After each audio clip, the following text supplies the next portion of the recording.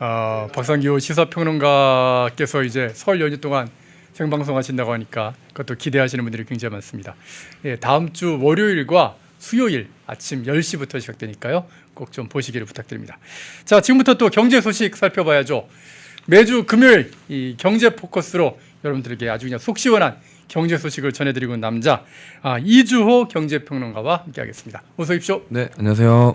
자, 지금 오늘 코스피 지수 일단 얘기를 좀 해봐야 될 것 같은데 오늘 코스피 이 주식 하시는 분들, 그러니까 주가에 투자하시는 분들은 막 가슴이 벌렁벌렁 좀 했을 것 같습니다.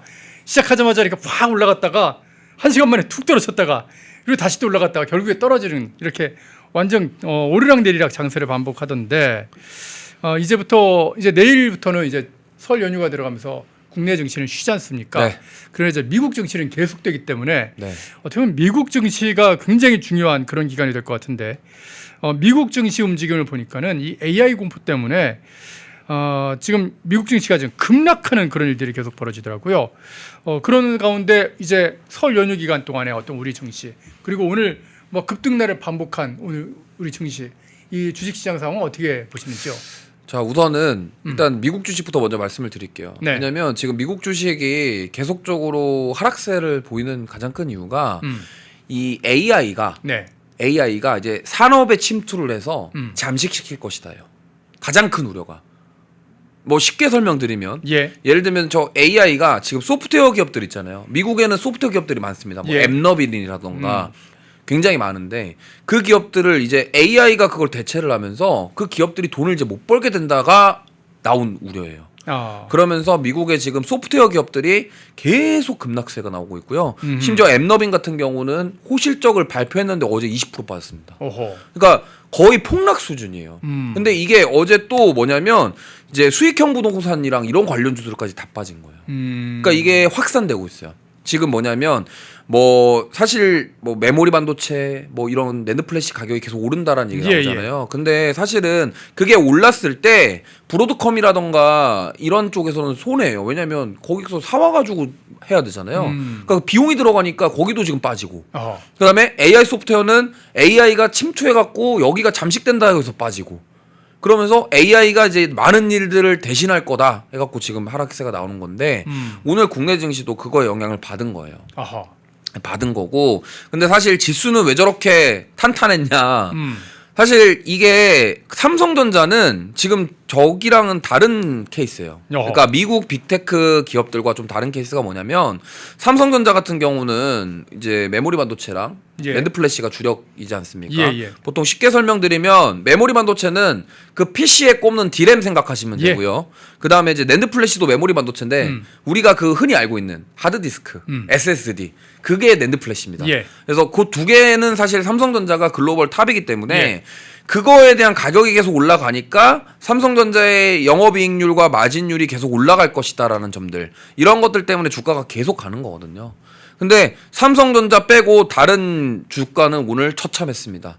그리고 많이 올랐던 거는 증권주였어요.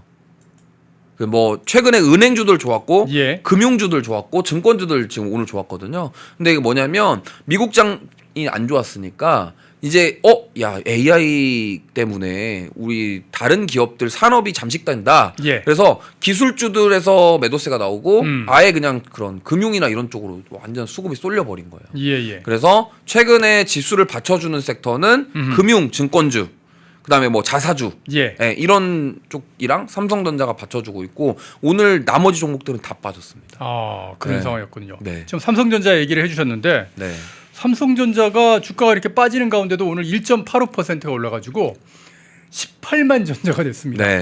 야, 딱 1년 전에 5만 전자 소리가 나왔거든요. 그렇죠. 근데 5만 전자 했던 삼성전자 워낙에 대형주기 때문에 뭐 인력 거기서 뭐 오르락가락 하는 거는 뭐 티도 안 난다는 그런 곳인데 근데 이게 18만 전자면은 3배가 넘게 오른 거지 않습니까?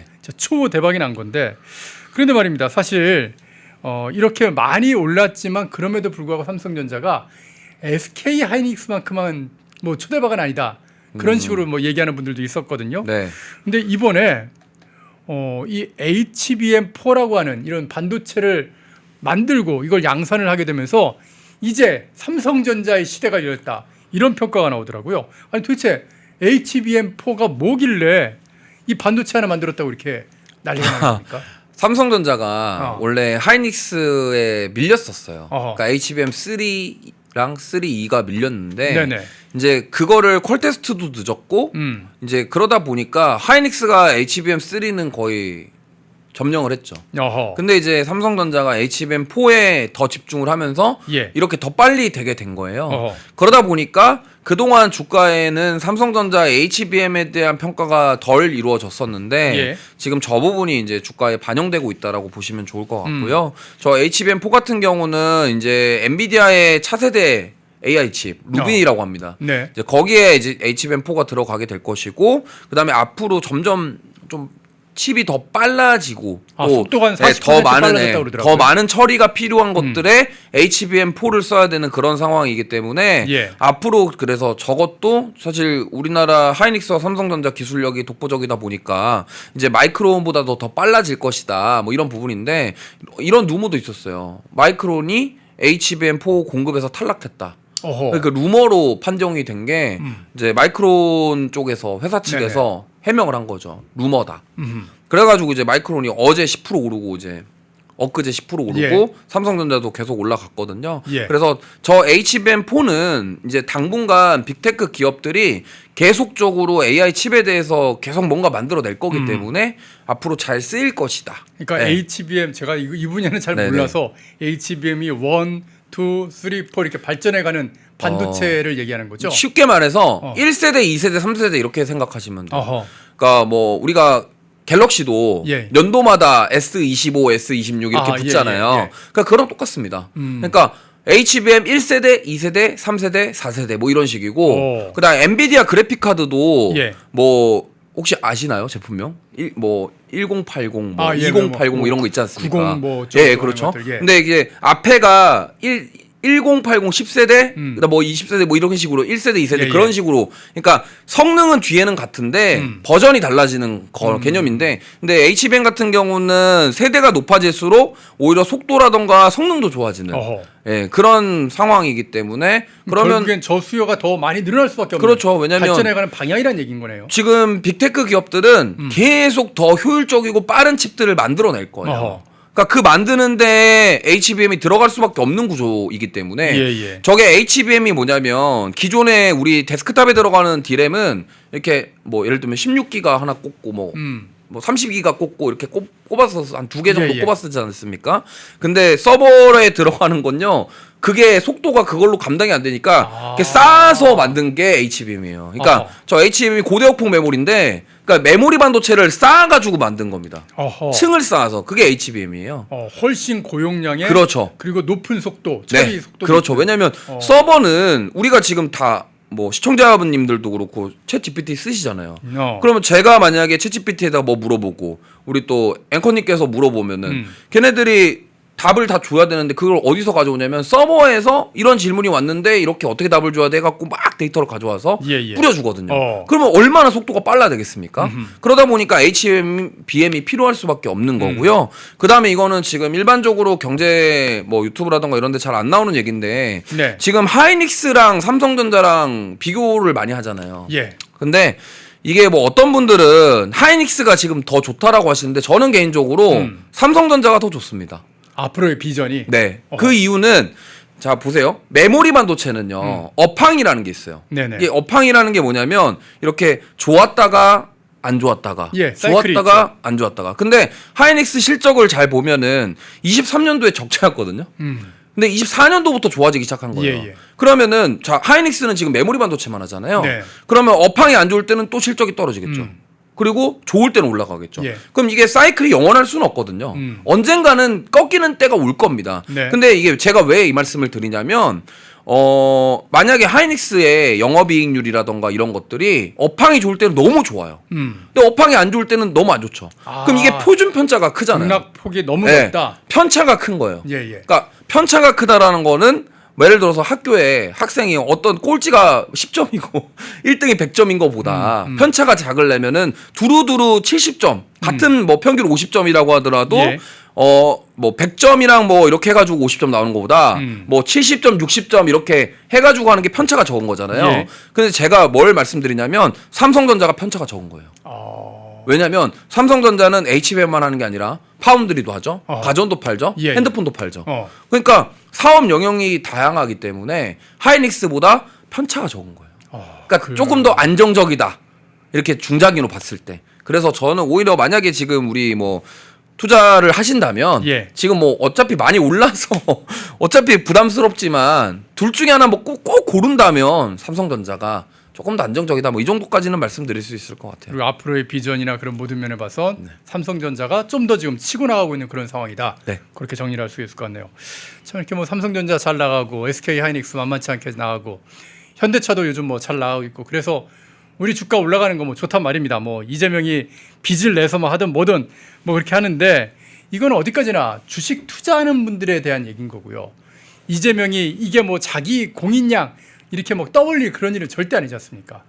이재명이 가장 신경 써야 되는 건 사실 국민이 뽑은 대통령이니까 모든 국민들이 체감할 수 있는 이 물가 관리일 것 같은데 야, 이 물가는 정말 진짜 큰일 났네요. 수출입 물가가 7개월 연속 상승을 했습니다. 이 수출입 물가가 이렇게 오르게 되면 이게 한 시차가 있어서 한 2, 3개월 후에는 바로 또 소비자 물가 인상으로 네. 이어진다고 하는데 그렇지 않아도 물가 지금 많이 올랐다고 그러는데 또 오르는 건가요? 네, 지금 계속 오를 것 같아요. 특히나 스마트폰도 예, 지금 예. 삼성 갤럭시도 가격 올린다고 하거든요. 네네. 뭐 애플도 올리겠죠. 어허. 왜냐하면 아까 말씀드렸던 예. 메모리 반도체 가격이 계속 올라가잖아요. 그러니까 당연히 디바이스 기기가 올라갈 수밖에 없는 거예요. 지금 그래서 물가 올라간 거 대부분 다 반도체랑 IT 기기거든요. 예. 그러니까 그게 올라갈 수밖에 없는 게 삼성전자랑 이게 좀 역설적인 게 삼성전자랑 하이닉스는 메모리 반도체 업황 때문에 돈을 많이 버는데 예. 실제로 그 쇼티지 공급 부족 때문에 오히려 물가가 더 올라가 버리는 현상이 나타나죠. 그러면은 이제 우리나라 입장에서는 당연히 삼성전자도 지금 올릴 수밖에 없는 거예요, 가격을. 우리가 쓰는 물건들이 네. 다 반도체가 들어가니까 그렇죠. 전체 물가가 다 올라갈 것이다. 맞습니다. 그럼 반도체 관련해서 IT 기기뿐만 아니라 반도체 관련된 거는 지금 다 올라갈 수밖에 없는 구조가 만들어져 버렸어요. 그래서 지금 어떻게 보면은 네. 지금 민주당이랑 이재명 대통령은 뭐 민주당에서 이런 정책들을 가지고서 코스피를 5천 만들었다 하는데 삼성전자 주가 올라간 거랑 민주당 정책이랑 전혀 상관없습니다. 전혀 없죠. 네, 전혀 상관없는데 지금 어떻게 보면은 저게 그 대통령 선거 전에 피켓 네. 들고 나왔다라는 이유로 네. 그 공을 저쪽에서 가져가려고 하는 거지. 지금 삼성전자 주가 오른 거랑 우리 정책이랑 전혀 상관없어요. 뭐 자사주를 소각을 해서 올랐습니까? 아니면 뭐 때문에 올랐습니까? 그게 아니라 미국에서 AI 칩 만드는데 메모리 반도체가 많이 들어가고 서버 돌리는데 낸드 플래시 많이 들어가니까 주가 오른 거예요. 예. 근데 이거를 왜 자꾸 민주당에서는 우리가 잘했다 이렇게 포장하는지를 잘 모르겠는데 지금 제가 봤을 때는 이 정부가 해야 될 일은요 주식 부양이 아니라 예. 물가를 잡아야 되고 정말요? 네 그리고 힘든 기업들이 일을 잘할 수 있게 환경을 만들어 주는 게 중요해요. 그러니까요. 그러니까 이게 제가 나올 때마다 말씀드렸지만 아니 뭐 삼성전자랑 하이닉스만 좋으면 좋죠 당연히 기업들이 돈 잘 벌고 하면 좋은데 그게 아니라 그 삼성전자랑 하이닉스에 납품하는 1차 벤더들 2차, 3차 협력사들 그들도 같이 성장해야죠. 물론 같이 성장하고 있습니다만 지금 실제로 밑에 중소기업들은 파산하는 기업들도 많고 회사 문 닫는 기업이 한두 군데가 아니에요. 예. 그러니까 그런 기업들이 다 같이 되려면 뭐 환율도 안정화되는 것도 필요하고 아니 일단 그 노란봉투법 같은 그런 악법들 노조한테 이렇게 손들어주는 그런 법들 그 법부터 막아야 된다고요. 그렇죠. 그러한 것들. 그러니까 맨날 민생 하면서 소비 쿠폰 뿌릴 생각만 하지 말고 예. 자꾸 호텔 경제학 논리를 적용시키려고 하는 게 아니라 기업들이 중소기업들 우리 밑바닥을 받쳐줄 수 있는 뿌리가 될 수 있는 그 기업들을 성장시키도록 만드는 게 정부의 역할이고 예. 그 안에서 물가도 안정시켜야 되고 이런 것들을 해야 되는 건데 지금은 오로지 지수만 올리는데 급급하지 않습니까? 저는 국민의힘도 지금 뭐 주가 5,500까지 올라가고 막 그러니까 대응을 잘 못하고 있는 것 같은데 계속해서 물가를 좀 때려줘야 된다고 생각을 하거든요. 아니 이재명 당신이 할 일은 주가를 올리는 일이 아니라 국민들의 민생과 밀접한 물가를 관리하는 겁니다라고 계속해서 때려주고 물가 그리고 우리 청년들 일자리 일할 곳이 없어. 너는 도대체 대통령으로서 뭐 하는 거야? 이걸 좀 질책해야 될 것 같아요.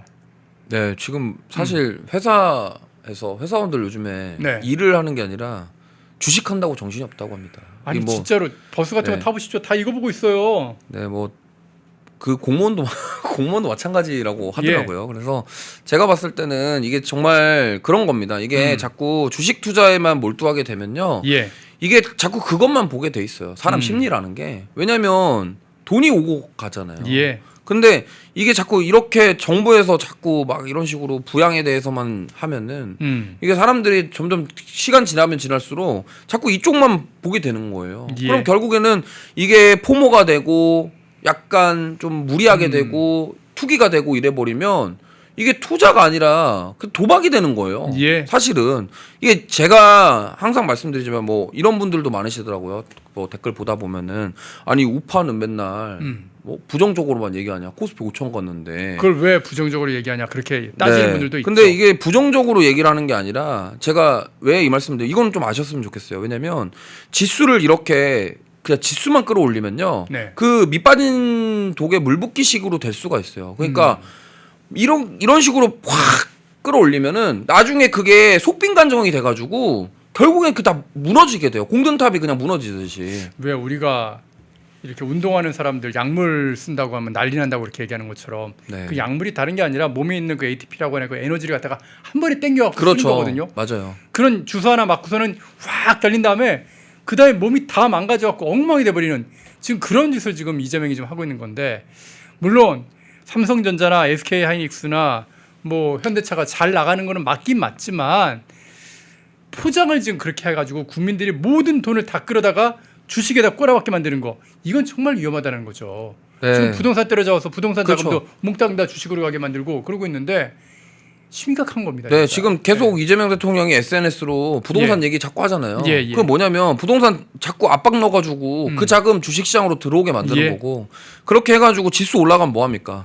지수가 올라가는 게 우리나라 기업들이 물론 실적 좋죠. 근데 지금 어디만 좋아요? 반도체만 좋잖아요. 반도체 말고 다른데 물론 실적 좋은 데 있죠. 증권주들 실적 좋은 거 당연히 주식시장으로 돈 다 끌어들였으니까 거래 대금이 늘어나고 하다 보니까 당연히 실적 잘 나오는 게 당연한 거잖아요. 이거는 우리나라 정부에서 잘해서 된 게 아니에요. 그죠? 그러면은 반도체 말고 다른 기업들은 어떻습니까? 물론 현대차 실적 때문에 주가 오른 게 아니에요. 로봇 모멘텀 때문에 기대감 때문에 오른 거죠. 그러니까 이게 지금 실적이랑 이런 것들을 따져보면은 우리나라 기업들이 현금 창출 능력이 올라가고 그런 식으로 자본 대비 현금 창출 이익률이 늘어나서 주가가 올라가는 게 건전한 건데 지금은 그게 아니라 수급적인 논리로 올라간 부분들이 훨씬 많습니다. 그러니까 이런 것들을 개선하고 이런 것들을 바로 잡아야 되는데 그게 지금 안 되고 있다. 댓글창에서 로지님께서 나라를 이 지경으로 만들어 놓고 국회의원들 이 연봉은 또 올랐다 그렇게 얘기하시는데 진짜 자기네들 연봉 올리고 그러는 데는 아주 그냥 진짜 목숨을 걸고 올리는 것 같습니다. 이번에도 뭐 설 보너스라고 그러죠. 설 상여금 국회의원이 1인당 한 900만 원 가까이 가져가더라고요. 야 진짜 국민들은 물가가 너무 올라가지고 이번 설에 야 이거 선물은 다 못 돌리겠고 선물을 한 단계 내려야 되겠다 그런 얘기가 나오는 판에 국회의원들은 뭘 한 게 있다고 설 상여를 1인당 900만 원씩 챙겨가는지 참 이해가 안 되는 그런 상황입니다. 연봉도 지금 1억 6천입니다. 국회의원이 1인이 받아가는 연봉이. 그리고 국회의원한테 들어가는 세금 자체가 1년에 10억이 훨씬 넘고요. 야, 참 짜증나는 그런 상황인데 그 국회의원들이 특히 이제 민주당 의원들이 되게 문제인데 민주당 의원들이 우리 기업을 괴롭히는 그런 법안들 많이 만들지 않습니까? 그 상법 개정안이라고 그래서 주식의 주가를 올리는데 몰빵된 그런 법안들을 지금 계속 내놓고 있는데 그게 벌써 1차, 2차, 이제 3차까지 나왔거든요. 근데 이번 3차 개정안도 지금 아주 심각한 그런 위험성이 있다고 그러는데 자사주를 의무적으로 소각해야 된다. 근데 자사주 소각 자체는 전에도 평론가님께서 좀 설명을 해주셨지만 자사주를 소각하면 주주들이 일반 주주들이 갖고 있는 주식의 가치가 올라가서 그 자체는 좋은 거지 않습니까? 근데 왜 이 상법 개정안 이번 3차 상법 개정안에 나와 있는 자사주 소각 의무화가 이게 문제가 되는 건가요? 저게 국민의힘 의원들이 반대하는 이유가 지금 저 자사주 소각을 의무화해서 취지는 겉모습은 되게 좋거든요. 주주들에게 이득을 취할 수 있게끔 주주환원 정책을 통해서 주주들이 더 좋게 만드는 게 취지예요. 예. 근데 저게 이제 국민의힘에서 얘기하는 게 뭐냐면 저거는 기업의 활동을 제한하는 거다. 어허. 예를 들면은 기업이 출자를 한다거나 출자라는 거는 주식을 토대로 뭐 자금 조달하거나 채권을 회사채를 발행한다던가 뭐 이런 얘기를 하는 겁니다. 예. 근데 지금 어떻게 보면은 그런 것들을 다 막아버리는 거죠.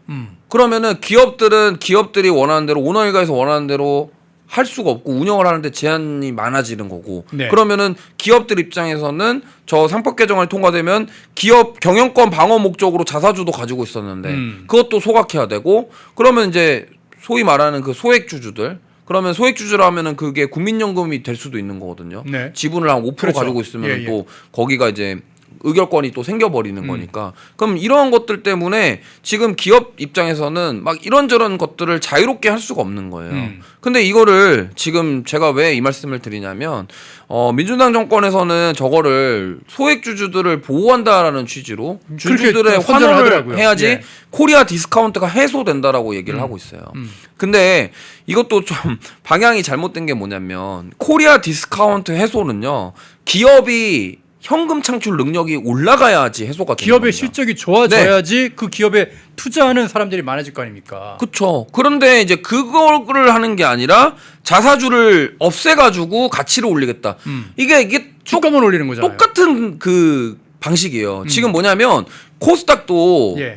시가총액 낮은 기업들 그다음에 주가 얼마 안 되는 기업들을 상폐시키겠다고 지금 뭐 얘기하거든요. 1,000원 이하짜리 기업들 네. 다 뭐 상폐한다고 그러더라고요. 그러니까 이거 왜 그러냐면 그 기업들이 성장할 수 있도록 해가지고 이렇게 만들어가야 되는데 네. 안 되는 애들은 버리고 되는 애들만 갖고 가겠다. 결국엔 뭐예요? 버리고 지수 끌어올리겠다라는 거잖아요. 그러니까 코스피에서 현대차, 삼성전자, SK 하이닉스 놔두고 나머지 다 버리는 것처럼 똑같은 짓 하겠다는 거잖아요. 그렇죠. 그러니까 근데 명분은 좋습니다. 명분은 그런 유령 기업들, 좀비 기업들 다 없애버리자. 아니 얘네들은 항상 명분은 네. 좋아요. 네, 명분은 좋은데 실상 뜯어보면은 지금 민주당이 저 상법 개정안 통과시켰던 이유가 지금 국민연금이 지분 투자한 곳이 굉장히 많아요. 예. 근데 사실 저걸 통과시켜야지 국민연금에서 의결권을 발휘해서 주주들을 그러니까 지주사들 그러니까 최대 주주들을 네. 견제할 수 있다라는 겁니다. 그래서 우리나라 기업 구조상 대기업 오너들이 지배를 하고 있는 경우가 많기 때문에 예. 사실 그걸 간접적으로 견제하기 위해서 저거를 추진했다라는 얘기도 있어요. 그렇다고 한다면 지금 기업들이 뭔가 자유롭게 할 수 있는 것들을 제한시키고 축소시키면서 관여를 해가지고 오히려 지금 더 간섭하겠다라는 얘기로밖에 안 들려지거든요. 그러니까 저것도 사실 지금 겉모습을 봤을 때는 야 이거 주주들을 위한 거다. 코리아 디스카운트 해소다. 하지만 이면에는 분명히 기업들을 압박하고 억제하려는 그런 의도가 담겨져 있다. 저는 이렇게 보고 있습니다. 예. 여러분 이게 뭐 좀 어려운 얘기일 수도 있는데 또 주식 투자 안 하시는 분들은 좀 관심이 좀 적을 수도 있는데요.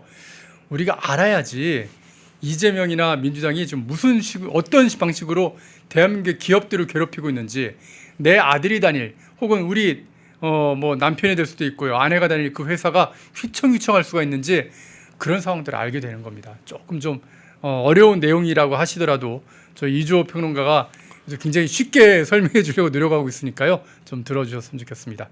자, 진짜 경제 상황이 온 지금 국민을 갖다가 이제 투기꾼으로 만들어가고 주식시장에만 지금 몰입하게 만들고 있는데 진짜 누가 그러지 않습니까? 우리의 삶은 키보드나 화면 속에 있는 게 아니라 현실에 있다고요. 진짜 현실을 이재명이 좀 우리 국민들의 그 현실을 좀 돌보는 그런 정치를 좀 했으면 바람 가져봅니다.